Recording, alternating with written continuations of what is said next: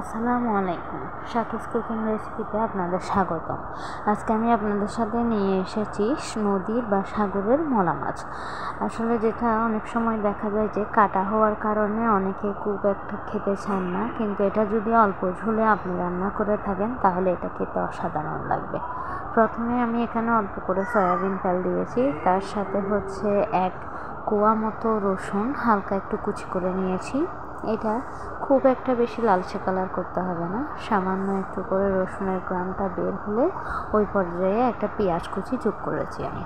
এখানে আপনি চাইলে পেঁয়াজ কুচির পাশাপাশি একটু ব্লান্ডার করে পেঁয়াজ দিতে পারেন বা বাটা করে পেঁয়াজ দিতে পারেন, তবে না দিলেও সমস্যা নাই, কারণ এই মাছটা হচ্ছে পেঁয়াজ কুচি করে দিলে স্বাদটা হচ্ছে অনেক ভালো লাগে।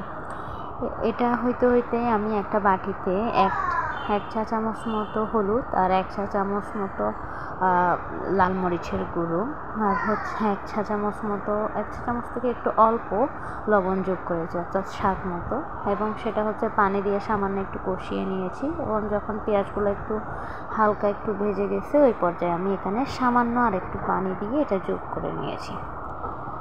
পরে এটা থেকে যখন আপনার একটু তেল ভাব চলে আসবে ওই পর্যায়ে আমি মাছগুলো যোগ করব। তবে এখানে মাছটা খুব বেশি উল্টায় পাল্টায় দিতে হবে না, সামান্য একটু করে নেড়ে দিলেই হবে, এবং এক পাশ হয়ে গেলে অপর পাশে চামচ দিয়ে উল্টানো যাবে না। এক্ষেত্রে দেখা যাবে অনেক সময় মাছটা ভেঙে যায়, যার কারণে আপনি যেই ফ্যানে অথবা যেই ডেস্কিতে দিবেন ওটা একটু ধরে সামান্য একটু নাড়া দিলেই আপনি মাছটা এক পাশ থেকে ওই পাশ হয়ে যাবে।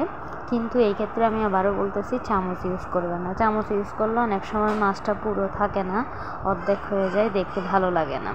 এই পর্যায়ে মাছটা যখন একটু ভালো হয়ে সিদ্ধ আসবে তখন আমি আর একটু ভালো করে কষিয়ে নিয়েছি, কারণ আমি ওই অতটুকু ঝোলের মধ্যে মাছটা রান্না করেছি, খুব বেশি ঝোল ইউজ করিনি। আপনারা চাইলে ঝোল ইউজ করতে পারেন, বা টমেটো যদি থেকে থাকে আর একটু ভালো করে টমেটো দিয়ে কষিয়ে নিতে পারেন। আর আমার রেসিপিটা যদি আপনাদের ভালো লাগে তাহলে অবশ্যই লাইক, কমেন্ট অ্যান্ড শেয়ার করবেন, আর বাসায় অবশ্যই ট্রাই করবেন। আসসালামু আলাইকুম।